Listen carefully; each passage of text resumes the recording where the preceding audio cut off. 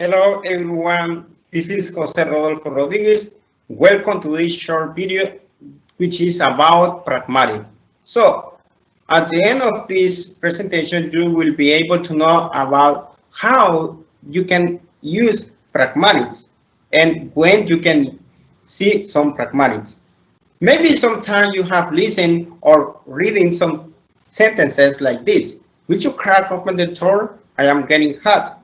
So you can see that the word crack semantically it means to break something. But when you use pragmatic in order to interpret or understand what the writers intended to convey or what is the message of this sentence, you can see that pragmatical, the word crack, means to open the door just a little bit in order to let in some air.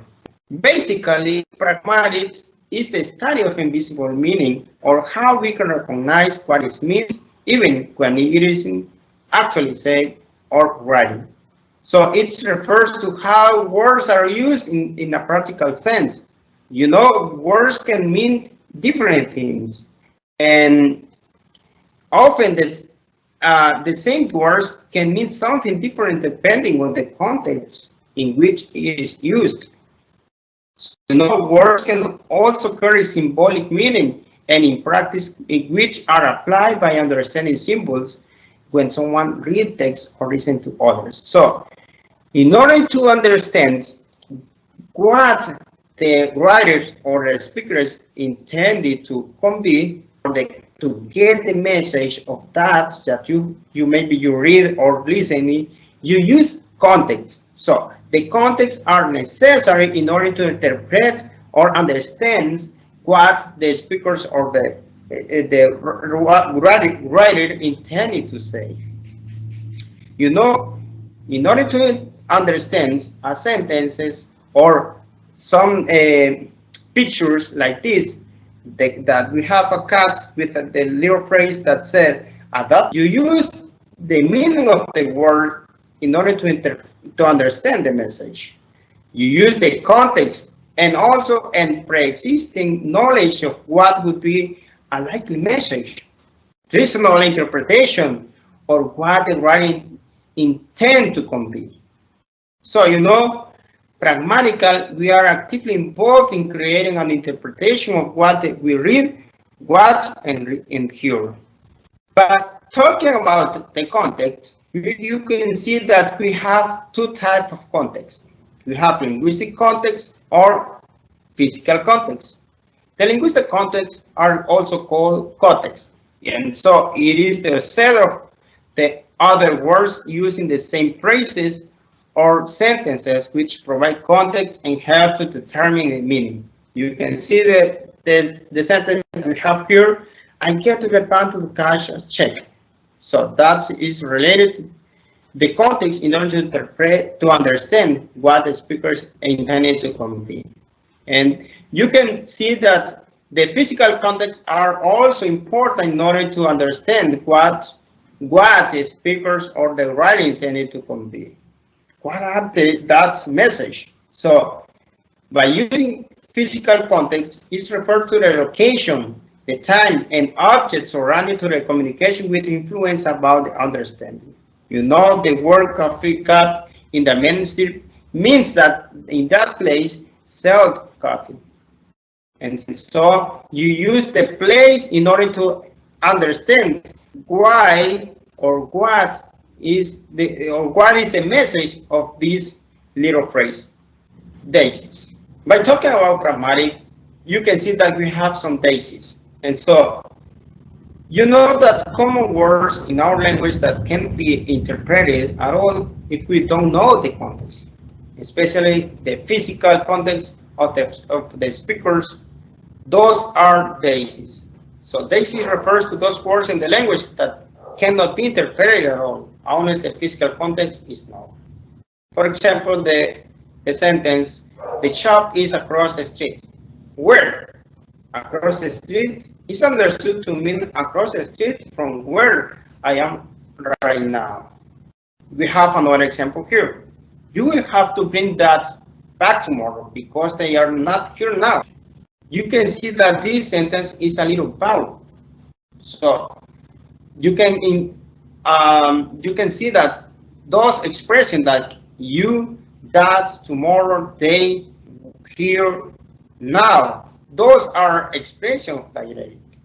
So you can see that we have to, all these dialectic expressions have to be interpreted in terms of which person, place, or time the speaker has in mind.